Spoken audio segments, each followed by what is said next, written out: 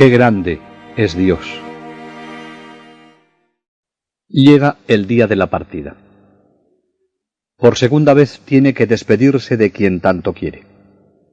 Renunciar a las cómodas costumbres de estos 2 años. Renunciar, además, a los éxitos de su apostolado discreto.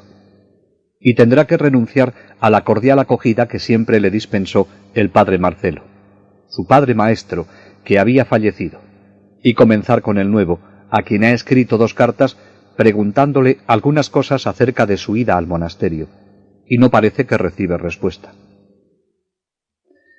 Todas estas renuncias, aunque le cuesten, nunca serán obstáculo para seguir el camino que Dios le va marcando. Él cortará lo que hay que cortar y corregirá lo que le impida seguir su camino de identificación con Cristo. Con constancia va respondiendo a las constantes llamadas del Señor. Está convencido de que sus caminos son fáciles y sencillos, con tal de que se camine por ellos, con espíritu de confianza y con el corazón libre y puesto en Él. Y esto es lo que nos detiene a los demás tantas veces. La despedida fue dolorosa. Luis Fernando regresaba a Bélgica. Su madre y su hermana Mercedes se irían a Burgos, ya que los médicos aconsejaban el clima de Castilla para su recuperación. Su padre y su hermano Leopoldo le acompañarían al monasterio de San Isidro. Antes pasarían por Ávila para despedirse de sus tíos. La familia se dispersaba por distintos puntos. La alegría de verse de nuevo en la trapa suavizó la despedida. Pero la cruz aparecería pronto con matices variados. Instalado en la enfermería, tuvo que tener excepciones en el trabajo, en la alimentación y en la observancia de la regla. Y esto le hacía estar todo el día solo. Él deseaba el silencio, pero le gustaba estar con los monjes en el coro, en el trabajo. Se siente separado de sus hermanos para vivir y hacer casi todos sus ejercicios en la enfermería del monasterio. A los pocos días de llegar, se sintió turbado en su interior y sintió también el peso de la tristeza. El panorama del claustro había cambiado. Ahora es un enfermo que necesita cuidados especiales, cuidados que le brinda con exquisita caridad el excelente enfermero, el hermano Tescelino, que le cuida con auténtico amor fraterno, con un gran afecto humano. Él mismo le dirá a su tía cómo se sintió los primeros días en la única carta que le escribió desde el monasterio. Los primeros días me entristecía el refectorio de la enfermería, separado de mis hermanos. Ahora bendigo desde lo más profundo de mi corazón a ese Dios, que si a nosotros a veces nos parece que nos trata con dureza, qué engañados estamos. Cuanto más nos hiera, más nos quiere. Entre consolaciones y desolaciones, aprenderá a adaptarse a la nueva situación, cambiando ahora el trabajo de la escoba en la enfermería por el del azadón en los campos, por considerarlo los superiores, más prudente para su salud. Tendrá que dedicar un tiempo al estudio del latín, lo que le supone algún sacrificio. Está dispuesto a todo. Ha renunciado a sus aspiraciones personales más legítimas. Va a la trapa solo buscando a Dios, y a eso se dedicó. De aquel hermano Rafael, amante de su monasterio y costumbres, cuando entró en el noviciado en 1934, ya no queda nada. Llegará a decir sin que esto suponga ningún desprecio, sino porque sabe llegar a la esencia de la vida del monje. En la trapa, lo de menos es la trapa y los trapenses. Lo que importa es Dios. Pocos días han sido suficientes para realizar un cambio grande en él, según él mismo le dice a su padre, en la carta que le escribe a primeros de febrero. Mi vida se desliza con toda tranquilidad, en la oración, en el trabajo y en el silencio. Ahora intervendrá también el estudio. Todo por Dios y ayudado por Él. ¿Qué más puedo pedir para ser feliz? Te aseguro que lo soy, no a la manera que lo entiende el mundo, pues la felicidad del religioso está en la cruz, y ésta el mundo no la quiere. Si vieras, querido Padre, esto es tan corto y pasa tan deprisa. Si yo pudiera hacer ver a todo el mundo que sólo hay una cosa necesaria. En fin, ¿qué quieres que te diga? Nada te puede decir tu hijo el trapense, que seguramente no hará sus votos delante de los hombres, pero que cada día es más trapense delante de Dios. ¿Qué más da? La cuestión es saber aprovechar esta vida, sea de una manera o de otra, pero siempre amando a Dios y viéndonos como lo que somos, peregrinos en la tierra. Nuestra patria es el cielo, todo lo demás es de paso. Sus deseos, sus aspiraciones, han sido transformadas por el proceso de purificación que Dios, con su salida del monasterio, ha realizado en Rafael, y al que él tan generosamente responde. Él lo ve como una gran misericordia de Dios que le ha servido para conocerse mejor y para bendecir a Dios. Gracias al desprendimiento a que ha llegado, puede decir que es feliz en medio de la humillación y cruz que su actual estado de enfermo pueda suponer. Y es feliz porque posee a Dios, y teniéndole a Él, ¿qué más puede desear? Su salud ya no le preocupa, llegando a gozar en su inutilidad, considerando su enfermedad como un tesoro en el mundo, debido al nivel de indiferencia que le permite unirse a la voluntad de Dios en todo. Por eso puede decir: «Cuánto le agradezco a Dios todo esto. Con qué delicadeza me ha hecho ver mi amor propio. Me ha dado a conocer mis enormes imperfecciones. Ha sido necesario que el Señor me pusiera en este estado, para que abriera bien los ojos, para que desterrara mis deseos, incluso el de ser trapense, para que me abandonara en sus manos, para que le amara más y más cada día, al ver que solamente Él puede llenar lo que mi alma pide. Ha sido necesaria una enfermedad para así verme sujeto aún al mundo, sujeto a las criaturas, sujeto a mis achaques y flaquezas, vivir de limosna y caridad, y colgado de la mano de Dios». ¡Qué gran misericordia, Señor! ¡Qué ciego estaba! Rafael entra ahora con más conocimiento de causa de lo que es el monasterio y de lo que es él con sus limitaciones físicas. Ha quitado todo lo que era poesía, arte, y busca a Dios solo y en todo, que es la única razón de su existir. Así lo dice: «Si vieras lo que he cambiado en este mes, cuánto le agradezco al Señor todo lo que hace conmigo. No sé dónde meterme. Lo que sé decirte es que cuando vine estaba lleno de deseos. Ahora no tengo ninguno. Veo la mano de Dios palpable en todo y le bendigo desde el fondo de mi corazón, en medio de mi enfermedad y de todos los sacrificios que ya no lo son y que al principio me imponían. Si vieras, es tan agradable y tan dulce estar en las manos de Dios. Quisiera volar al mundo para gritar a las criaturas que amen a Dios. Y sin embargo, ese mismo Dios le tiene sujeto a su sagrario, para que todos esos gritos que quiere dar en el mundo se conviertan en amoroso silencio para Él solo. El tiempo pasa rápido, y sin darse cuenta se encontrará con la Cuaresma, la segunda que pasa en el monasterio, esta vez con menos austeridad para él y con un alto en la correspondencia. El viernes de Resurrección, lleva ya 3 meses en el monasterio, le escribe a su tío Polín: «He cambiado mucho de manera de pensar y de sentir. Algún día, si vienes, te lo explicaré. Hoy solo te digo que soy feliz, no por estar en la trapa ni por la paz que aquí se respira, no por verme en el silencio de la vida monástica. Todo eso está muy bien, pero no basta para llenar el corazón de un enamorado de Dios. Es necesario, y ha sido necesario, prescindir de todo para poder respirar un poco.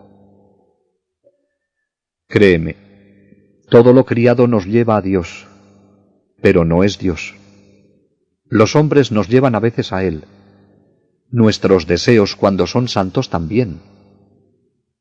Pero mientras no esté vacío y solitario nuestro corazón, no puede entrar en él la inmensidad de Dios.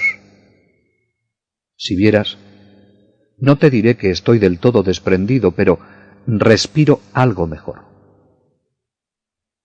Y aunque por estar un poco mejor le van a permitir ir a trabajar al campo con los novicios en trabajos suaves y levantarse con todos a maitines a las 2 de la mañana, pues hasta ahora se levantaba a las 3:30, todo esto que al principio le hacía sufrir, hoy lo vive bajo otra dimensión más purificada.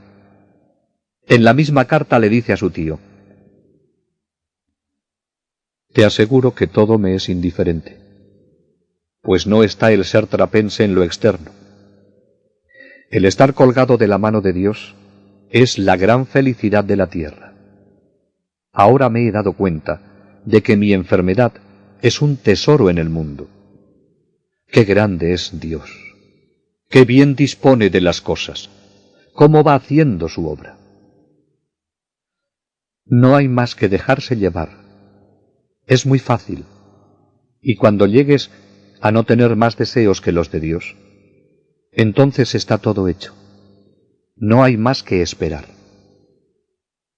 Que el Señor te dé la única ciencia necesaria, la ciencia del amor y de la esperanza.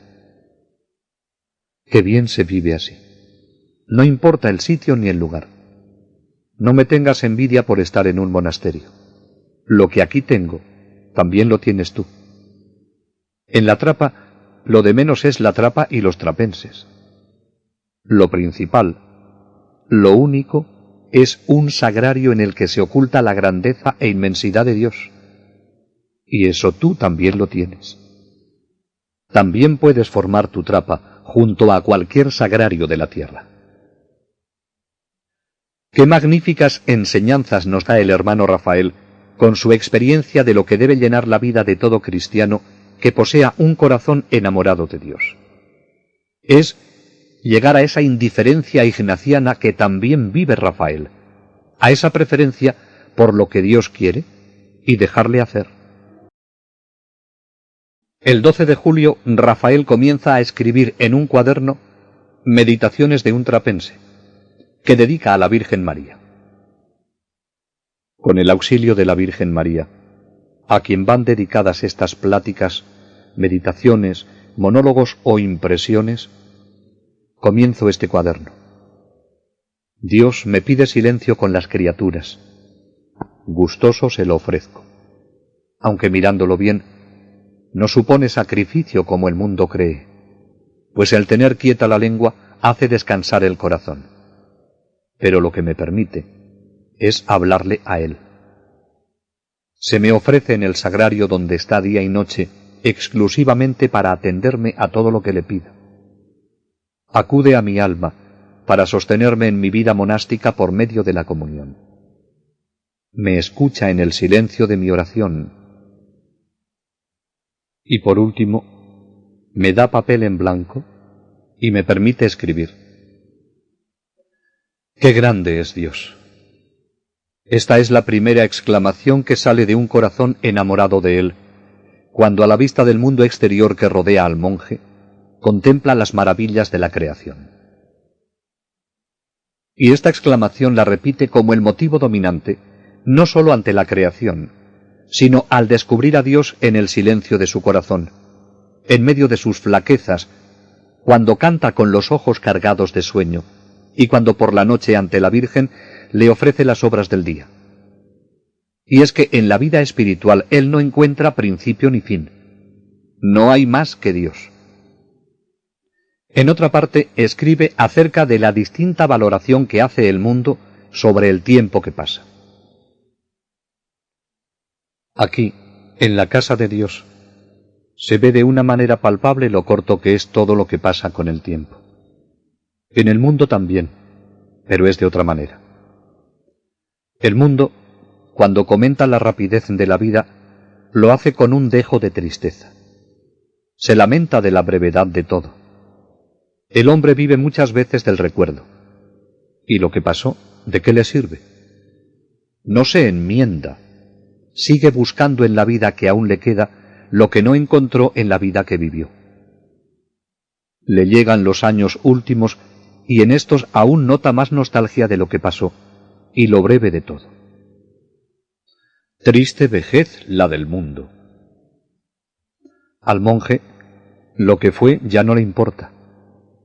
Solamente tiene el inmenso consuelo de saber que lo que aún le queda ha de pasar. ¿Qué hacer, pues, sino esperar? Y con qué alegría y paz se espera lo que es cierto ha de venir. Lo que para el hombre es fin, para el monje es el principio. Todo llega, todo pasa, solo Dios permanece.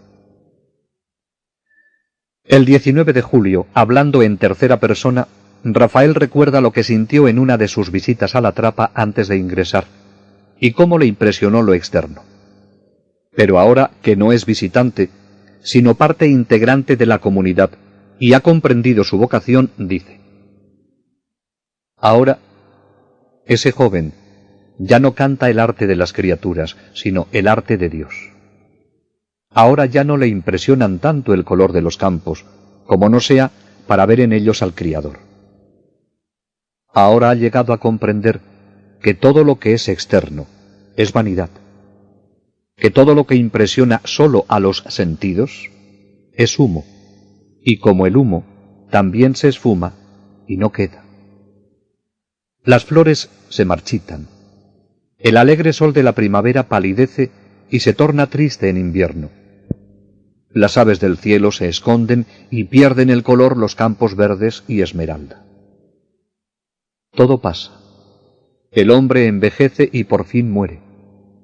He aquí la única verdad. Solo Dios permanece.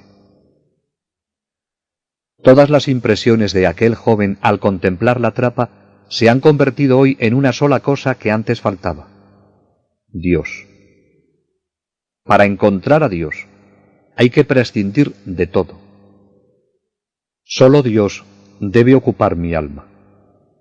La paz no la da el silencio ni el claustro. La paz la da Dios, y fuera de él no hay nada en una trapa que merezca la pena. Fuera de lo que no eres tú, todos son tinieblas. Ayúdame, Virgen María, a conseguir lo que únicamente puede satisfacer mi alma, que es Cristo Jesús. Ese mismo día, 18 de julio, escribe: no bien hube dejado la pluma y bajado a la iglesia, cuando estábamos esperando en el coro el comienzo de la misa, hay un revuelo entre los monjes. En lugar de 3 sacerdotes, sale uno solo. No se tocan las campanas y hacemos el oficio rezado.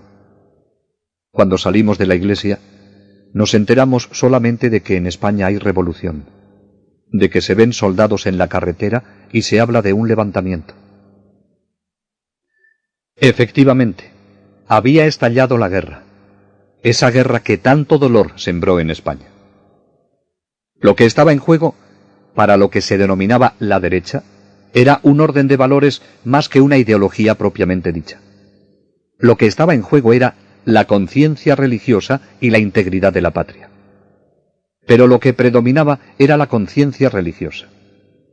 La violencia de los republicanos contra todo el que se profesaba cristiano y contra la Iglesia es conocida.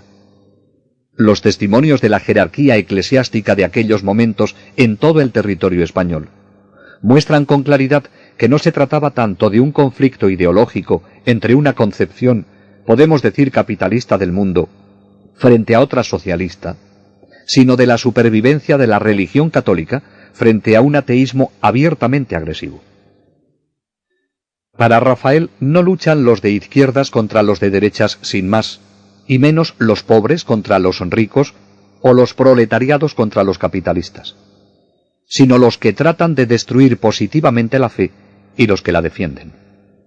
España, más que un espacio geográfico, es un espacio espiritual, una tradición heredada de siglos de fe y cultura cristiana. Por conservar esta fe es por lo que lucha la llamada zona nacional. Las noticias que llegaban a los novicios eran pocas y confusas, pero las ráfagas de ametralladoras, explosiones de las bombas y los bombardeos aéreos eran suficientes para darse cuenta de cuánto sufrimiento estaba padeciendo la patria. Precisamente en esta misma mañana del 19 de julio, el mando de las tropas rojas de Dueñas había enviado 2 camionetas de milicianos armados para ocupar y quemar el monasterio y a sus monjes.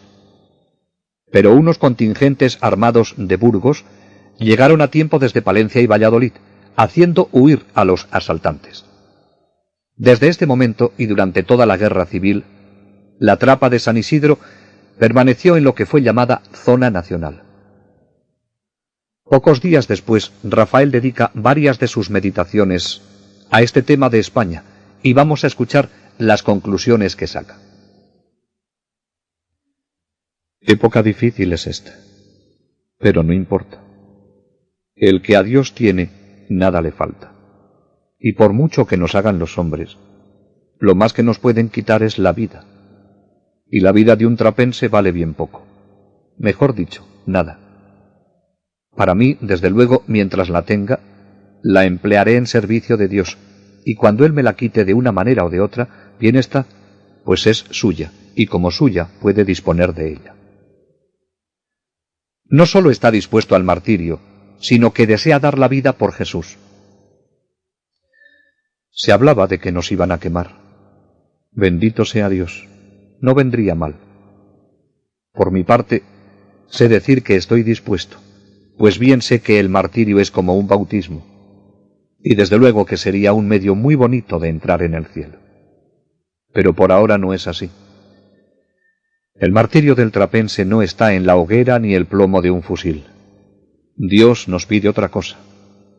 Dios nos pide que vivamos esta vida aún separados de Él y por poco tiempo suframos las penalidades del cuerpo, las miserias del espíritu y las flaquezas de la carne. He aquí el verdadero martirio para el que ama a Dios y suspira por la paz de la vida eterna. Hace un análisis muy logrado sobre la naturaleza de los conflictos entre los hombres cuya causa principal es la ambición. ¡Qué locos son los hombres del mundo! ¿Por qué se matarán? No lo comprendo. Aunque lo que sí veo claro es que lo que unos quieren, otros no quieren. Lo que unos tienen, los otros lo desean y quieren quitárselo. Unos dicen que blanco y otros que negro, y todos quieren mandar. Primero, no estar de acuerdo. Luego, discutir. Luego, odiarse. Y por último, matarse. He aquí la ley que el espíritu del mal ha infiltrado en el mundo, en lugar del amaros de Cristo. En otro momento, al describir la lucha entre los que luchan contra Cristo y a favor de Él, pone de manifiesto que la actitud del trapense no es de egoísmo, tiene su aportación valiosa en la contienda. Al monasterio llegan noticias del mundo que hacen poner en la paz conventual una nota de tristeza. España está en guerra. Nuestros hermanos allá en el mundo se matan unos a otros. Los hay enemigos de Dios y los hay que militan bajo la bandera de Cristo. Unos y otros combaten bajo la mirada del Rey del mundo. Todo estaba dispuesto por el amo y Señor de los hombres. Nadie llegará más allá de lo que Él permite. Aquí en el monasterio hay almas que se ofrecen a Dios por la paz de España. Almas que, alejadas de las luchas políticas, piden a Dios la paz entre los hermanos, el triunfo para los seguidores de Cristo y el perdón para los enemigos de Dios. Con un sentido providencialista, llega a la conclusión de que lo que está pasando en España es una prueba de la misericordia de Dios. Todo lo que en España está pasando es una prueba de la misericordia divina. La maldad entre los malos reinaba a cara descubierta. La apatía y tibieza se apoderaba de los buenos, y por todos lados se filtraba la inmoralidad y el paganismo. España necesitaba una sacudida, necesitaba una limpieza, necesitaba una reacción, necesita incluso mártires que mueran por ella. En esta guerra todos tienen algo que aprender y purificar. Este joven oblato dice que España, que tanta gloria ha dado a la Iglesia de Cristo, patria de santos y tierra privilegiada por su catolicismo, tiene que despertar. Él mira lo que ocurre desde el punto de vista religioso. Su hermano Luis Fernando será llamado al frente, y su padre escribe a Rafael con preocupación. Aunque trata de tranquilizar a su padre, él rezará a Dios y a María para que le protejan. Ante esta situación vemos cómo Rafael no se cruza de brazos y se ve la dimensión apostólica de su vocación trapense. Hace lo que está en su mano, reza y se sacrifica por España, y así se lo dice en una carta a su tío.